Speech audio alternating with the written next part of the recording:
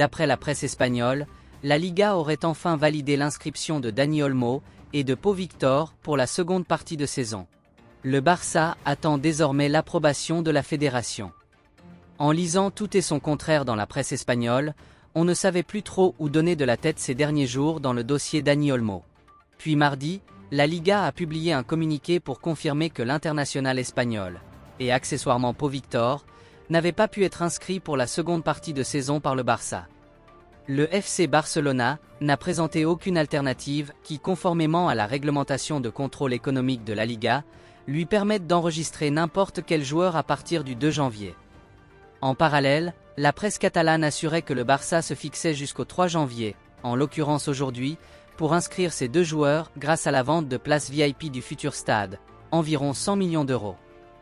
Des doutes, plus que des certitudes, d'autant que plusieurs sources de la fédération espagnole expliquaient se ranger derrière la décision de la Liga d'annuler l'enregistrement d'Olmo et Pau Victor.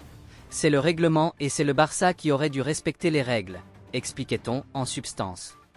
De son côté, Joan Laporta continuait de remuer ciel et terre pour valider ce qu'il avait promis à ses deux joueurs. Ce soir, on apprenait ainsi via le média catalan RAC1 la confirmation du virement lié à la vente des places VIP du futur stade, ultime recours financier pour approuver la situation du club. Le média est même allé plus loin en lâchant la bombe espérée par les supporters culés plus tard dans la soirée. La validation de l'inscription des deux joueurs par la Liga. Effet cumulatif.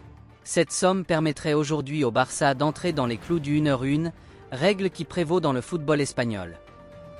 Pour vulgariser la chose, cette règle stipule que les clubs doivent équilibrer leurs dépenses de transfert avec leurs revenus. Désormais, le Barça attend l'approbation de la Fédération de football espagnole, nécessaire pour enfin clore cet épisode et le ranger dans la boîte à mauvais souvenirs. Joan Laporta semblait optimiste ce vendredi soir.